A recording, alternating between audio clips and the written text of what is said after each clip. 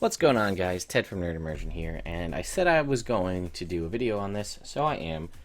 I don't know exactly what I'm going to call it, but basically this is a review and kind of a little bit of a flip through, as it were, of Wizards of the Coasts and Dungeons and Dragons, two new books that are outside of the realm of D&D, as it were. So what am I talking about? I'm talking about the Monsters and Heroes of the Realm adult coloring book, as well as the Ology book, Dungeonology. It's a little reflective off the screen there.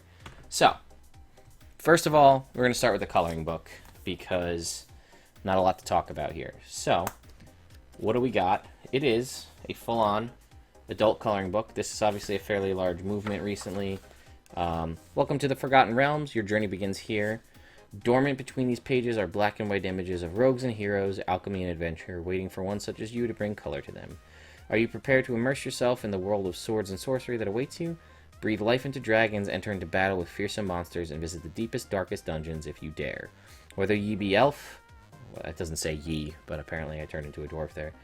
Elf, dwarf, human, or halfling, you will find friends and foes alike within, so beware and wield the power of the pen wisely. Go forth now, let the pages at the back of the book serve as your guide. When your journey ends, you will be a true adventurer, my friend, left yearning always for more. So again, if you want to take a look at this, these are super, super intricate, things for you to color in. So here we've got, you'll notice a lot of these are the kind of full color splash arts from both the Player's Handbook, Monster Manual, and Dungeon Master Guide. For instance, on the page where they're showing off, I'm sorry, I keep bumping my mic. Sorry, guys. On the page where they're showing off the drow and the elf subtypes right here in the Player's Handbook, and then here obviously is a mimic. So those, you're gonna get a lot of art like that. Here's just a storm giant on this page, as well as a bunch of just dragon heads. But what I thought was the coolest thing was this. Sort of build your own dungeons. It's got some walls there and some structures, but it's just squares for you to go ahead and fill in walls as you like. There are several of those throughout. Again, here's a Chul monster, and then like some of the splash art here of them fighting a dragon. This is on the front cover of the starter set. So, you have several of, this cool art. Owlbear, Dragon, there's Drizzt, Tiamat, Yuan-Ti. Some of these I don't actually recognize from within the books, like this one, for instance. This one's got a Scourge. This art I don't recognize from anywhere. You got that kind of paladin there, you got the rogue down the bottom, wizard in the middle, and there's this person kind of up, over here at the top right with the Scourge there, with the, I'm assuming clearly a drow, Priestess of Lolth with the Scourge whip and the spider cloak. But anyway, then towards the back, the very end, you have, actually it tells you what they all are. You have this, basically, which shows you all of the individual art, like what the pages are for all of them. And then, the title of the art and who drew it. And then, so you have that for all of the art, and then after that, then they have really nice full color prints of all of these things. So if you want to kind of get some inspiration for your art, you can see there's full color for all these myconoids. There's a ranger, things like that. It's some sort of barbarian fighting a mind flayer, modrons. Again, a few more art pieces. So really cool. This, hopefully this is the first of many kind of books like this. I would love if they just put out a book that was just like those kind of sort of designed dungeon maps. Just like a whole book of just that. I would pay for that. Even though it is, again, probably no different than just buying a blank pad of graph paper. I don't know. I'm telling you I would buy it. I don't know why. Like I said, I could just draw it out, but it gives you something to go off of, and it's cool to kind of mess with. This retails for about $15. can get this on Amazon, get it to your house in 2 days if you got Prime, but you can go pick it up at Barnes & Noble as well. I'm sure there's other stores, Walmart maybe online, you might be able to pick it up at, but those are the two that I know. So again, Monsters and Heroes of the Realm coloring book.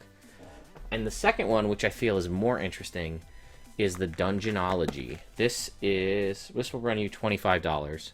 Again, Wizards of the Coast's website, Amazon, Barnes & Noble. If you're not familiar with the Ology books, they all kind of have this. You'll see like Dragonology, Egyptology, Dinosaurology, whatever it is. They don't have a ton of pages. As you can see, the pages are fairly thick. But they're more of like a children's book, to be completely honest. But they kind of have cool pop-out things and all sorts of little features. And they're whatever the lore that they're basing this off of. Like, there's a Dragonology book, which is based off of... I don't know if it has a specific lore. It's not Dungeons and Dragons, but it's like a dragon-based lore. Or Piratology is all about pirates. And it has cool little snippets. And it's definitely, like... I would have loved to have these books as a kid. These are right up my alley. Things I would have bought in, like, a Scholastic book order or something like that. So what is Dungeonology? I honestly feel like I know a lot of veteran players, and I will tell you this, if you're not familiar with the Forgotten Realms and you don't feel like reading a bunch of R.A. Salvatore books or Ed Greenwood books or dredging up old Forgotten Realms handbooks from older editions to pull up lore or sifting through the Forgotten Realms wiki, buy this book and read it. You'll get the best primer, I think, on the Forgotten Realms for the price, and it has pretty pictures. So, I'm going to open it up. What do we have here? It's Volo, by the way, if you're not familiar with Volothamp Getarm. This is Volo's Guide to Monsters, which has obviously been a big buzz on the channel lately and everywhere else. Is an in-lore character designed by Ed Greenwood.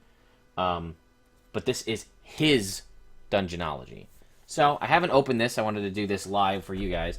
Only Dungeonologists may break this seal, it says. So there's this little thing, and we lift this up.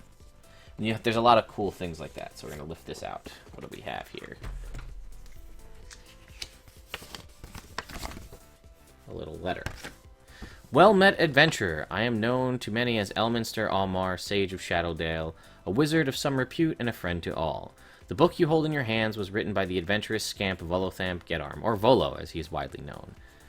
Now, if you have known Volo for as many years as I have, you may also be wondering how someone so unsuited to adventuring life can be one of the most well-known experts on the Forgotten Realms. Well, as a wizard and one of the chosen by Mistra herself, all I can tell you is that Volo leads a charmed life.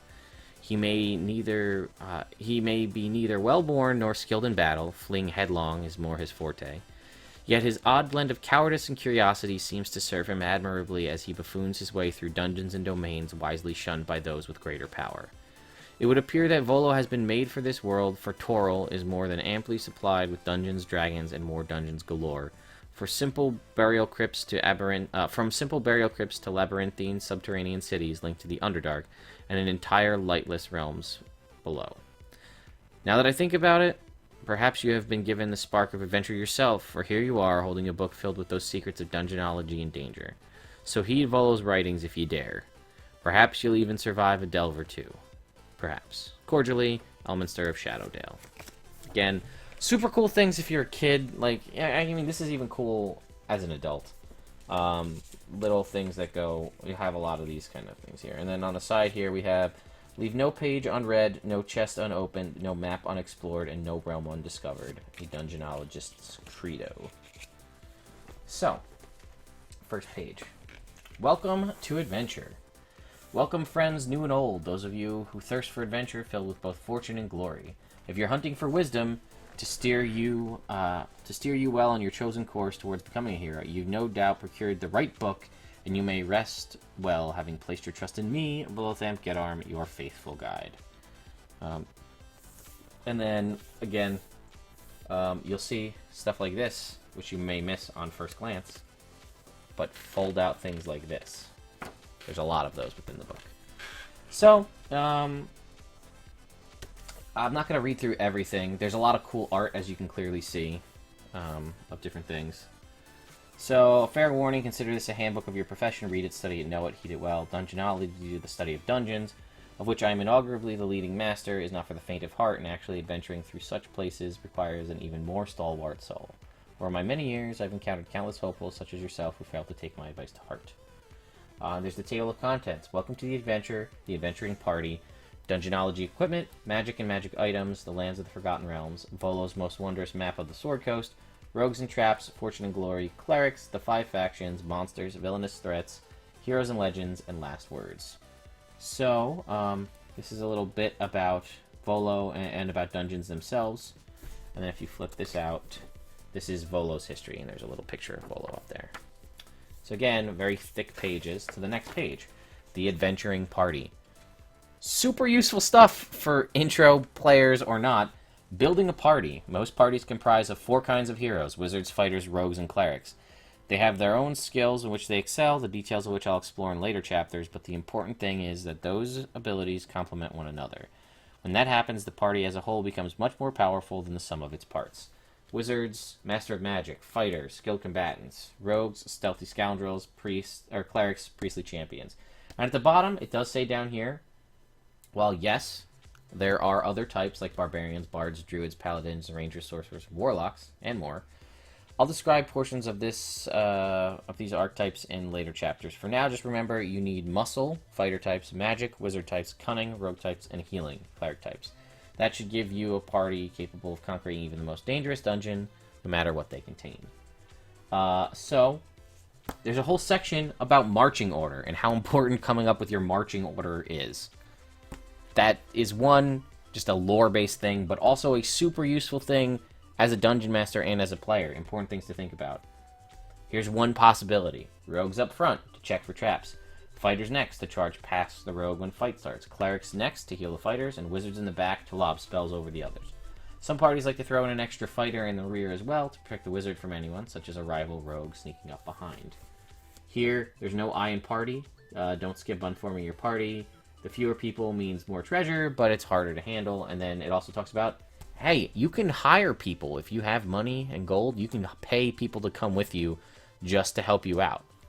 A viable option, I feel, is often overlooked in a lot of... most people in D&D games try to go for, let's befriend so-and-so to have them come help us. There's really nothing... There are rules in the Dungeon Master Guide. I don't see why you don't just go out of your way and pay a couple of gold and hire a hireling to come and just be a cannon fodder or another sword at your side. And then we have a whole section here on races. This is the fold-out.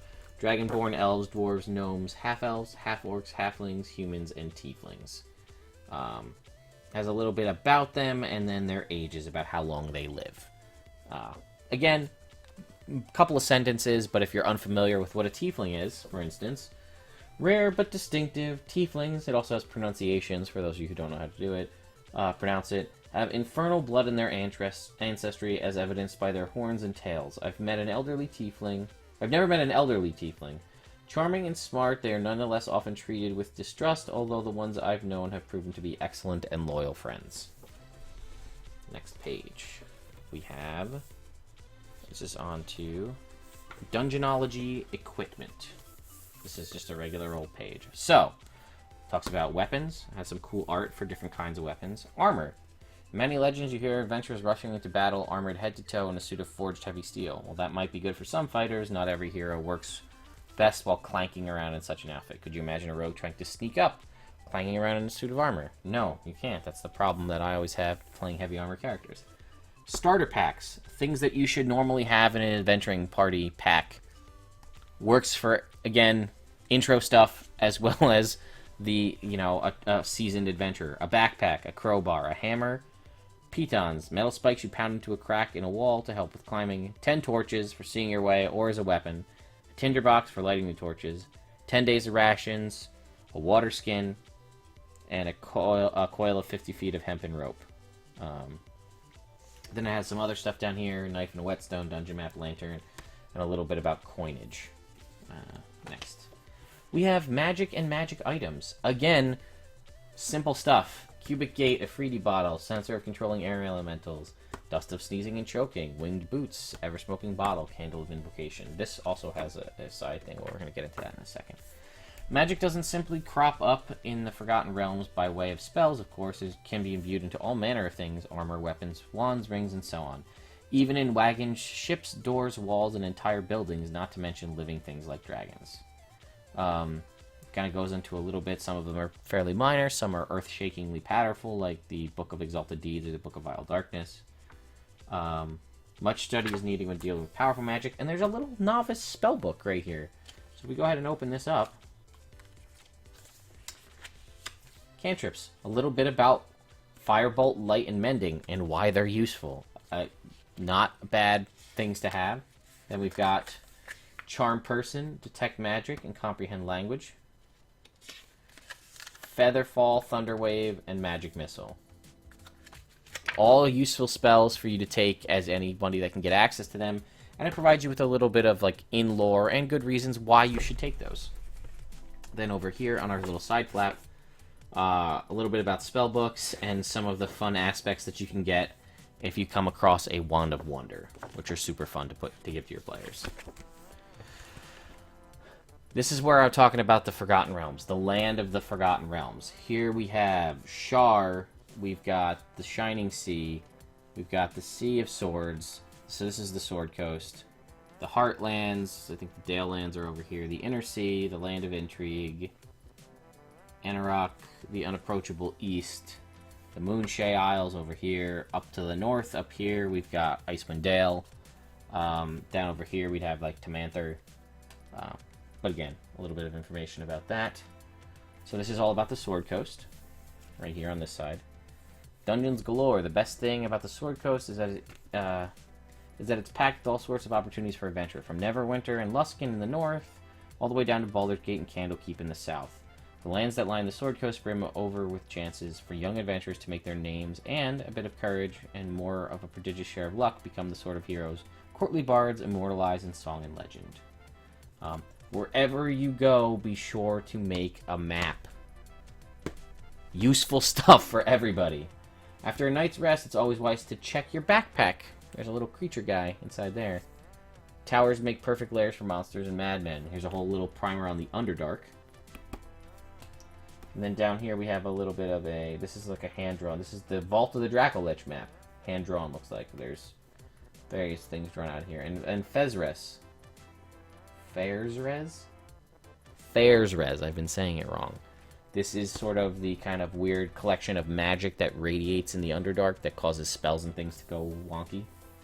Turn the map one rotation to the west to unlock its secrets. And then check this out. Wow! Look at that. It's a full-on Volo's Most Wondrous Guide to the Sword Coast. We have... Oops. Up top here, the Wormskull Throne. This is a magic item, legendary magic item you'll find in Storm King's Thunder. And the Talisman of the Sphere. I saw a shady-looking captain of a merchant vessel wearing one of these by the docks in Baldur's Gate. I haven't seen the symbol before. This is a magic item in the Monster Manual, or the Dungeon Master Guide. And then some other stuff. Sextant, Traveler's Palace, the Morkoth. The ship the Morkoth was under the command of Captain Daggerdark when it kidnapped King Hekaton and hurled the giants into chaos. Since then, the Morkoth's fate has been a mystery. It could still be marauding the trade routes, or it could be just a silent ghost ship with a crew of the dead. And this is Volo's top 10 tips. I'll read these for you. Never underestimate the power of lucky socks. Don't delve into the dark. You always need light spells, torches, matches, flint, and tinder. Don't run out of any of these or you'll stub your toe, trip, or die in a pit trap. Don't fight over gold until you're out of the dungeon. Then you can squabble like goblins over a dead rat. Never, ever split the party. Monsters just love it when adventurers do this. Remember, when you enter a dungeon, you just move down the food chain. Tread with humility and a healthy dose of cowardice. When in doubt, assume everything is booby-trapped with poison or ants, or poisonous ants. Unless you like arguments, confusion, and panic, use a map. Make friends whenever possible. You don't have to hit everything with a sword. I'm looking at you, fighters. If you have the choice to delve deeper or return to the tavern to heal, is there really a choice here? Always go off the beaten path. Heed your mind, but follow your heart. Obey your stomach.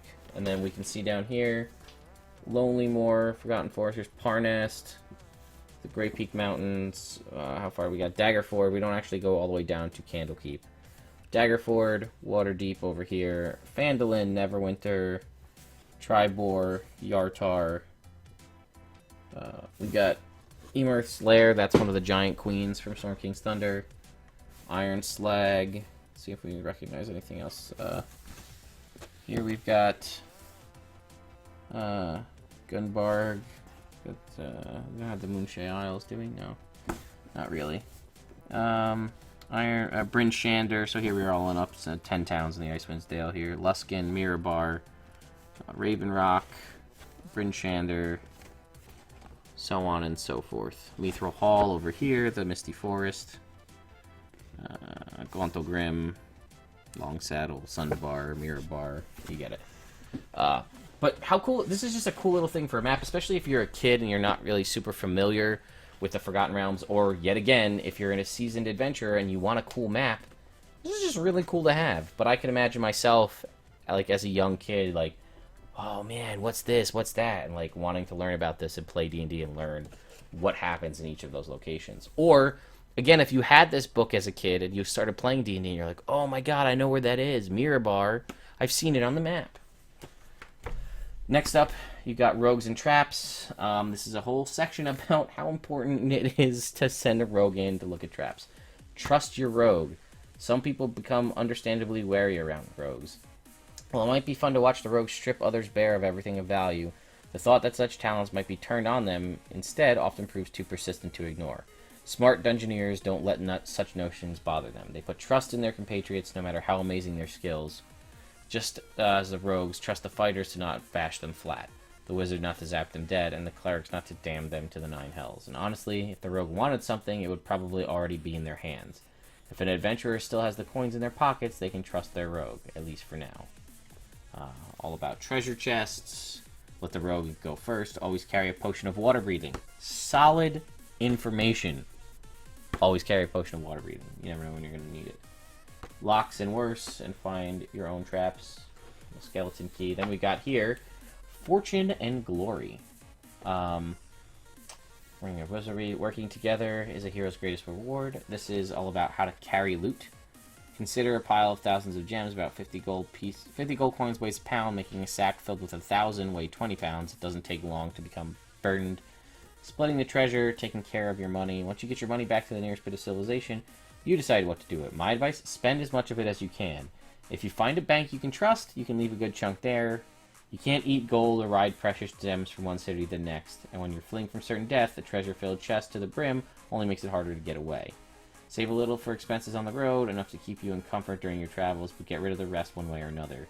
The world out there can be as dangerous outside of the dungeon as inside, and a wealthy traveler is simply too ripe a target for many desperate souls to pass up. No one remembers the names of the party that carried every last copper out of the local haunted tomb, but they never forget the people who saved their city from a hungry dragon. And then you got this little thing here, which opens up about magical containers. There's a certain class of magic item devoted entirely to helping you carry around your loot. This includes things like a bag of holding or portable hole. These items have their own extra dimensional space built into them, making them larger on the inside. If you manage to get a hold of one of these, be sure to keep it. There's nothing quite like being able to carry around whatever you want. A portable hole is even big enough to hide inside in a pinch. Just be careful not to put such wondrous devices into one another, as the extra dimensional spaces tend to clash. I once leaped into a portable hole while carrying a bag of holding. Let's just say the results were explosive and leave it at that.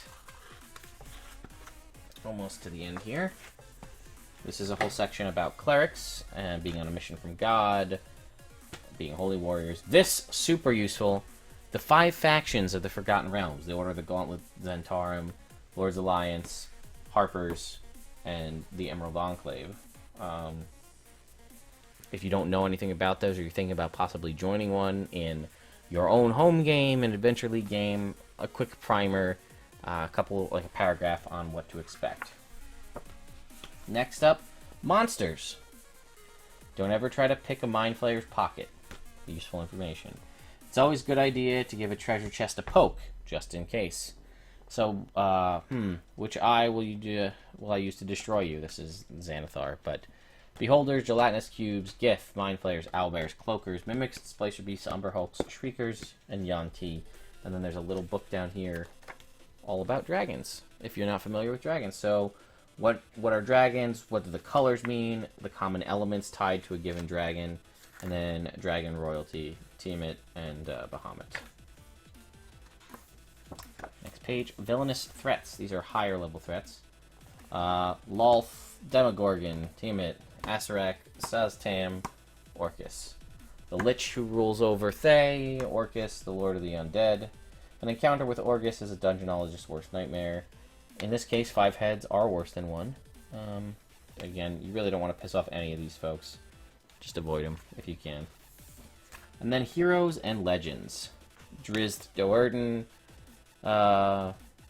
Esmeralda Davenir, Minsk and Boo, Elminster, and then on the inside here we've got Wolfgar, Catti Brie, Regis, and Brunner. Names that may or may not seem familiar to you. Esmeralda is one you will encounter in Curse of Strahd. She's a vampire hunter, Barovia. So, if you'll encounter her there. Minsk and Boo.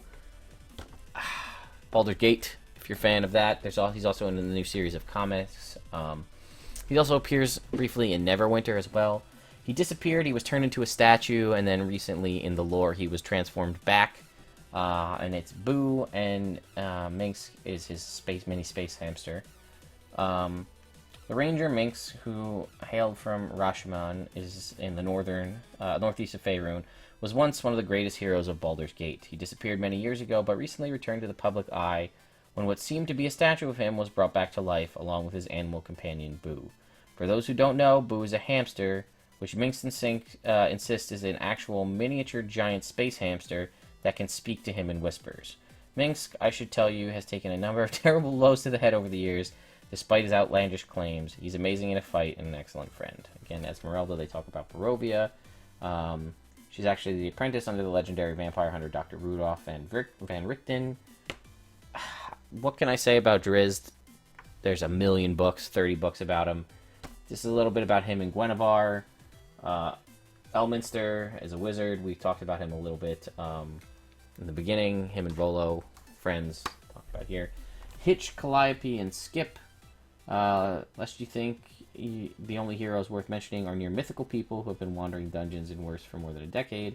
I recently met a trio while wandering around their hometown of Waterdeep. Hitch, Calliope, and Skip.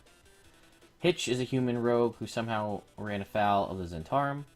Calliope is a half-elf bard, someone who inspires friends through magical songs. A lady who curses so well, she makes it seem musical. Skip is a halfling fighter who's tougher than anyone twice his age or size. Together, these three impress everyone they meet. They're sharp, they're ambitious, and they take care of Waterdeep. In turn, Waterdeep takes care of them. Now, I can't be entirely sure about this, because I'm not sure about this Skip guy, but...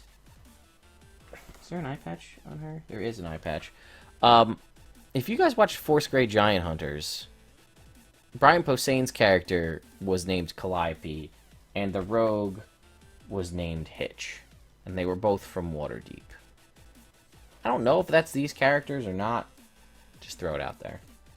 And Hitch, again, ran afoul with the Zentarum, and Calliope liked to curse people. So we flip this open. What do we got? We've got all of Drizzt's companions. Wolfgar, the human barbarian. Regis, the halfling. I think is he a wizard? I forget. Or a bard. Brunner Battlehammer and his daughter Catti Brie. There you go. The next page. Oops. I think we lost something here. Is that the last page? Yes. Heroes and Legends. So this little thing is supposed to sit in here, but it popped out. Let's get that back in. Alright, so that's it. You got this little lenticular here, as you guys can see. It has a green dragon up here on the side. And this, Volo's Guide to the Forgotten Realms, comes out, and we have last words. I hope you've enjoyed my tome on Dungeonology, and more importantly, I hope you take it seriously. If you do, you should be able to count on a long and storied career that will become the stuff of tales told around hearths and campfires for many years to come. As a special bonus to my wonderful readers, my publisher has decided to also include a copy of another wonderful book of mine, Volo's Guide to the Forgotten Realms. I hope it becomes as useful to you as this book surely already has. If you run into me in your travels, please don't hesitate to buy me an ale and regale me with your tales. A man like me is always on the hunt for another great story. So, we've got Volo's Guide to the Forgotten Realms. So, welcome friends to this bonus volume of mine, Volo's Guide to the Forgotten Realms. Herein I give you an overview of the world that we call home, Toril. Of course, it would be impossible to fit everything about an entire world inside a library, much less a single book. I have dedicated my life to exploring these beloved lands, and I have endeavored to record the most vital, pertinent, and dare I say exciting details for the edification of fine people like yourself. So, the Sword Coast in the north, the lands beyond, this is Heartlands, Sea of Steam, the Cult of the Dragon. Again, this is going to give you a lot of information regarding pre-written campaigns of D&D. So, the Cult of the Dragon. The Rise of the Elementals. As the Cult of the Dragon wasn't enough, the four cults of elemental evil came up. Demons of the Underdark. Recently, rumors of the return of several demon lords to Toril have begun to filter up to Faerun from the Underdark. I've heard tale that Drizzt Do'Urden himself is leading parties of heroes in the Underdark to determine the veracity of these outlandish deals. And then on the inside here, Baldur's Gate a little bit, Daggerford, Candlekeep, Neverwinter, Waterdeep, and Skullport. Dangerous places, Gauntlgrim, Luskan, Thay, the Tomb of Horrors, and Undermountain. The Underdark, the Upper, Middle, and Lower Dark. There's a little bit on Monsters of the Underdark, Drider, Mindflayer, Intellect Devourers, Menzo Baranzan, and Mantol Dereth. A couple of major cities in the Underdark. The realms beyond, we have Evermeet. We have Chult, Kartor, and Zakhara. We have a thing on cosmology here, all the different planes. You can see, you guys, if you have this, you'll be able to figure this out. But you've got Material Plane, Feywild, Shadowfell, the Ethereal Plane, the elemental planes of air, fire, water, and earth. Then on the outside, we've got the Astral Plane. The top is the positive plane, the bottom is the negative plane. And for the Astral Plane, we've got kind of neutral. We have Limbo and Mechanus. And then we've got Arcabia, Mount Celestia, Bytopia. These are really hard to read. Elysium, Beastlands, Arborea, Yagarb. And then we've got Archeron, Bator, Gehenna, Grey Waste, Carceri, Abyss, Pandemonium. A little bit on cosmology. Greyhawk here, which was a shocker to see. Which makes me feel like if they brought it up in a sort of official document, maybe we'll get a Greyhawk campaign setting in the future. Of all the worlds I've had the privilege of visiting, Greyhawk is perhaps my favorite. In many ways, it reminds me of the Forgotten Realms, although it has its own distinct character. It's filled with knights and wizards and thieves and killers. In short, it has all the elements of high adventure, and it's a world in which fortunes can be made and lost within the span of days. The nations of Greyhawk seem to be at war more often than they are in Faerun. Properly, the world is known as Oerth. I can never know how to pronounce it. Oerth. And the main continent, well, the most interesting to me is called Auric. Greyhawk itself is the name of both the world's greatest free city and the castle that sits in the center of it. I'm told that Asarak and the legendary Tomb of Horrors originally hailed from Greyhawk. The fact that the Demolich is now well known in Faerun also well implies that the boundaries between the worlds may somehow be breaking down. And we've got a whole little thing on here about Barovia and Strahd. And then down here is Sigil. There's one city that sits at the center of the multiverse, where the doors in the buildings open not onto rooms or streets, but into entirely different planes of existence. This place is called Sigil. The city sits atop a gigantic tower called the Spire, located in the Outlands, one of the most outer planes dedicated to neutrality. There are a number of factions that work in the Sigil, often at odds with one another over their interpretations of the nature of reality. The ruler of the city, though the fabled Lady of Pain, watches over all. The Lady of Pain is an unstoppable power within the city. She even has the power to ban gods from the place, and woe to anyone who crosses her. There's often little of them left to complain. And there you have it. It's kind of got the cool old school 3.5 design of the Forgotten Realms books, like the kind of cover art and things like that. So there you go, guys. That is the 2 new non kind of D&D books. The Monsters and Heroes of the Realms coloring book, adult coloring book, and the Dungeonology book. So, let me know what you guys think in the description below. That was probably a little bit long to review a coloring book and a kid's book, but I wanted to go through Dungeonology to kind of give you guys a primer of what you're going to be getting and whether it's worth picking up. I'm really glad that I did. You know, it's no secret that I have a son on the way in February, so eventually, at some point, I'm sure he's going to want to get into D&D or at least try it, and I can be like, hey, why don't you read this book and see what you think? Get yourself a little primer on the Forgotten Realms and what's going on. I mean, who knows where we'll be at that point in Dungeons & Dragons terminology. We'll be in 6th edition or 5.5 or whatever the situation may be. But yeah, let me know what you guys think. Will you be picking these up? Do you think they're worth it? I think it's kind of cool also just to have as like a collector's item, even if you don't like use it that often. But like I said, I might be like, hey guys, we're playing a game in the Forgotten Realms. Read this Dungeonology book, learn everything in it, and then, you know, you'll be that much better off before or just a book at the end, Volo's Guide to the Forgotten Realms, and then we'll be better off. And, you know, gives you a little bit of a starting point. So anyway, guys, I hope you have a great weekend, and I'll see you next time.